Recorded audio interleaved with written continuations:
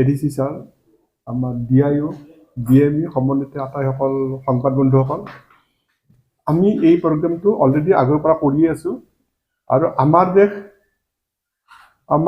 আপোনাৰ 2014 চনতে polio' free বুলি ডিক্লেয়াৰ হৈছিলে। 2014 চনৰ 27 মাৰ্চত আপোনাৰ পলিঅ' ফ্ৰী বুলি ডিক্লেয়াৰ হৈছিলে। তাৰপিছতো আমাৰ ওচৰ চুবুৰীয়া দেশ পাকিস্তান, আফগানিস্তানত থকাৰ কাৰণে আমি হয়তো এইটো কৰি থাকিব লগা হৈছে, এইটো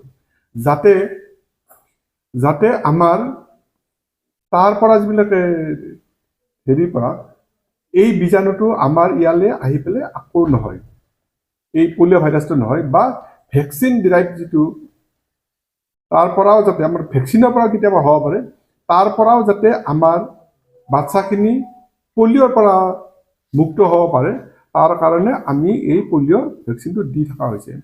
অলৰেডি আপোনালোকক গোটেইখিনি কৈছেই, মোৰ বিশেষ ক'বলগীয়া নাই। আৰু ইয়াৰ কাৰণে আমি সম্পূৰ্ণ সজাগ হৈছোঁ। ইভেন আমাৰ যিটো AEFI যদি হয়, তাৰ কাৰণেও আমি সষ্টম হৈ আছোঁ। তাৰ কাৰণে আমাৰ প্ৰত্যেকটো বুথৰ প্ৰত্যেক চিষ্টাৰে আমাৰ মেডিচিন লৈ যাব আৰু ইমিডিয়েট তাতে যদি আমি একশ্যন ল'ব পাৰোঁ, তাৰ কাৰণে আমাৰ ব্যৱস্থা লোৱা আছে। তদুপৰি আমাৰ যিবিলাক ডিছপেঞ্চাৰী PHC যিবিলাক আছে, আৰু সেই সকলোবিলাককে আমি সজাগ কৰি থৈছোঁ যাতে এনি ইনচিডেন্স আমি তাক টেকেন কৰিব পাৰোঁ। এতিয়া নাই সেইটো, কাৰণ আমি যিবিলাক ভেকচিন দি আছোঁ এতিয়া প্ৰায় 99% আমাৰ ভেকচিনেশ্যন হৈ আছে। তাৰে 2-এটা আছে তেনেকুৱা, কিন্তু সেই 99ৰ পিছৰখিনি ওৱানতকৈ কম মানুহ আছে এইখিনি।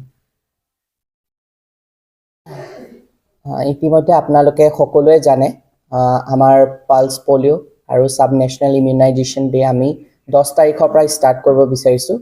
এইটো আপোনাৰ চেণ্ট্ৰেলিভাৱে আমাৰ কমেন্সমেণ্ট ষ্টাৰ্ট হ'ব। চ' আমাৰ ইতিমধ্যে আমি গোটেইখিনি প্ৰিপেৰেশ্যন আমি ইতিমধ্যে কৰি লৈছোঁ। ব্লক লেভেলতো মিটিং কৰা গৈছে, ট্ৰেইনিং দিয়া গৈছে। ইতিমধ্যে আমাৰ DIO, DME তেওঁলোকে আপোনালোকক জনাইছে যে কি ধৰণে আমি প্ৰিপেৰেশ্যনখিনি কৰিছোঁ। ইয়াৰ লগতে মই এটা কথা ক'বলৈ বিচাৰিছোঁ, আমি মাইকিঙো কৰিছোঁ, লগতে আমাৰ চাৰ্কল অফিচাৰ্ছ থ্ৰু দি আমি গাঁওবুঢ়াকো জনাইছোঁ, তেওঁলোককো আমাৰ এক্টিভলি পাৰ্ট হ'বলৈ কৈছোঁ। লগতে আমাৰ যোনখিনি আমাৰ অংগনবাদী ৱৰ্কাৰ্ছ আছে তেওঁলোককো আমি কৈছোঁ যে আপোনালোকে ঘৰে ঘৰে গৈ যাতে যোনখিনি আমাৰ টাৰ্গেটেড পপুলেশ্যন আছে আপোনাৰ 0 to 5 ইয়াৰ্ছৰলৈকে, তেওঁলোকক আমি জনাব দিছোঁ যে আপোনালোকে যাতে মিছ আউট নকৰে সেই দিনটো। কিয়কি ইতিমধ্যে জানে যে পলিঅ' যদিও আমি আমাৰ দেশে ইতিমধ্যে আমি ফাইট কৰিবলৈ সক্ষম হৈছোঁ, কিন্তু আমি প্ৰিভেনশ্যন ইজ বেটাৰ দেন কিয়ৰ। চ' সেইকাৰণে আমি সদায় সেইটো মনত ৰাখি লৈ পেলাই এই কেম্পেইনটো ষ্টাৰ্ট কৰা গৈছে। চ' মই এইটোৱেই আমাৰ বাক্সা জিলাৰ আৰু তামুলপুৰ ডিষ্ট্ৰিক্টৰ সকলো ৰাইজক সজাগ কৰিব বিচাৰিছোঁ আৰু তেওঁলোকক আহ্বান কৰিব বিচাৰিছোঁ যে তেওঁলোকে অকল তেওঁলোকৰে নহয়, যোনখিনি টাৰ্গেট পপুলেশ্যনে নহয়, লগতে যদি ইনফৰমেশ্যন ওচৰে পাজৰে কোনোবা আছে তেওঁলোকে যাতে ইনফৰমেশ্যনখিনি সেইখিনি ছেগ্ৰিগেট কৰে যাতে। ইতিমধ্যে আমি তামুলপুৰ হওক, আমাৰ মুছলপুৰ হওক আৰু আপোনাৰ খালবাৰীত আমাৰ FLS ছিষ্টেমৰ আমি হেৰি কৰিছোঁ। সেই যোগেদি আমি যোনখিনি আমাৰ অফিচিয়েল ডকুমেণ্টছ আছে তাৰ ব্ৰডকাষ্টিং বা এনাউন্সমেণ্ট কৰাৰ কাৰণেও সেইখিনি আমি DIPRৰ লগত কথা পাতিছোঁ। ইতিমধ্যে আমাৰ DME কথা পাতিছে আৰু লগতে আমাৰ যিমান আমাৰ ছ'চিয়েল মিডিয়া হেণ্ডেলছ আছে, ফেচবুক আছে, টুইটাৰ আছে, তাৰ যোগেদিও আমি এইখিনি প্ৰচাৰ কৰিবলৈ কৰিছোঁ। ধন্যবাদ। DIO বাক্সা,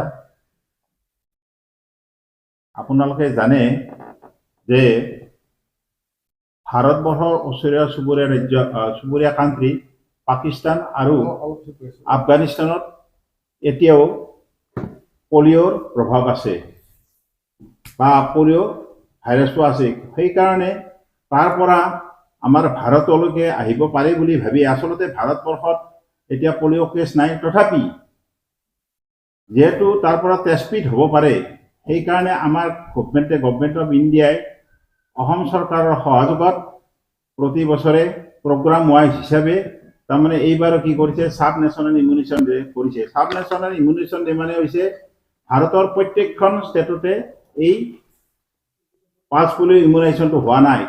কিছুমান ষ্টেটতে হৈছে, তাৰে ভিতৰত অসমো এখন। আৰু অসমৰো কি বাক্সাকে ধৰি 19খন জিলাত পালছ পলিঅ' ইমিউনাইজেশ্যন তাৰমানে চাব নেশ্যনেল ইমিউনাইজেশ্যন ডে অহা 10 তাৰিখৰ পৰা 10 ডিচেম্বৰৰ পৰা আৰম্ভ হ'ব। বাক্সা ডিষ্ট্ৰিক্টতো প্ৰথমতে 10 তাৰিখে আমাৰ বুথ ৱাইজ হ'ব। বুথ আমাৰ টোটেল বুথ 780 আছে, তাৰে জেনেৰেল বুথ 593, ইনষ্টিটিউচনেল বুথ তাৰমানে ফেচিলিটি ৱাইজ 40, ট্ৰেনজিট কেম্প 15 আৰু মোবাইল টিম 12, তাৰে লগত মোবাইল মেডিকেল ইউনিট টিম দুটা আছে, টোটেল 14টা টিম আছে। গতিকে অলৰেডি আমাৰ ভেকচিন যিখিনি লাগে আমাৰ polio' vaccine, bivalent polio' vaccine, এইখিনি আমাৰ 25টা কোল্ড চেইন পইণ্টত, জেনেৰেলি আমাৰ 26টা cold chain point including district vaccine storage, গতিকে সেইটো আমাৰ মচলপুৰত আছে। আৰু তাৰ উপৰিও 25টা আমাৰ তাৰমানে ভঁৰাল, ভেকচিন থোৱা ভঁৰাল, সেইকেইটাক আমি কোল্ড চেইন পইণ্ট বুলি কওঁ। অলৰেডি ভেকচিনখিনি আহি পাইছে, আমি তাত ৰাখিছোঁ। আৰু ৰবিবাৰে আৰম্ভ হোৱাৰ লগে লগে আমি ভেকচিনবিলাক তাৰমানে বুথ ৱাইজ এইবিলাক আমি ডিষ্ট্ৰিবিউশ্যন কৰিম। আৰু তাৰে কাৰণে আমাৰ টোটেল ৱাৰ্কাৰ হৈছে 3,120, দ্যাট মিনছ 3,120।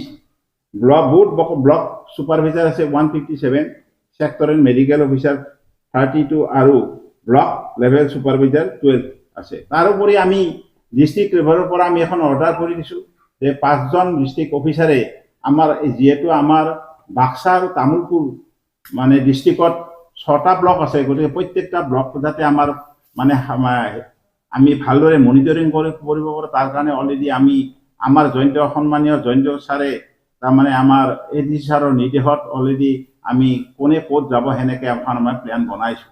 গতিকে আমাৰ প্ৰথম দিন 10 তাৰিখে আমাৰ বুথবিলাক হ'ব, তাৰমানে চাব চেণ্টাৰবিলাকত হ'ব, আৰু PHC বা CHC বিলাকতো আমাৰ ভেকচিনেশ্যন হ'ব। সেইটো হ'ল বুথ লেভেল।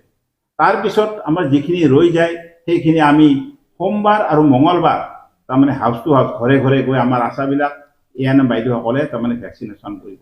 তাৰপিছতো যদি কিছুমান কেছ ৰৈ যায়, আৰু এইটো হ'ব কি মানে 0 to 5 yearsৰ বাচ্চাখিনি হ'ব, মানে চিলড্ৰেনখিনি হ'ব। আৰু টোটেল টাৰ্গেট হ'ল 1,30,903টা বাচ্চাক আমি ভেকচিনেশ্যন কৰিম।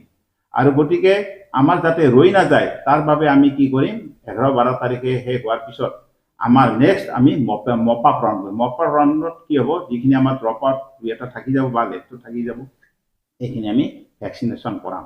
আৰু এনেকৈয়ে আমি কি কৰিছোঁ, আমাৰ যাতে ভেকচিনেশ্যনটো সুকলমে হৈ যায়, 100% আমি ছাকচেছ হ'ব পাৰোঁ, তাৰ কাৰণে আমি IC মেটেৰিয়েল যেনেকুৱা ধৰক বেনাৰ পোষ্টাৰ অলৰেডি আমি মানে ডিষ্ট্ৰিবিউট কৰিছোঁ।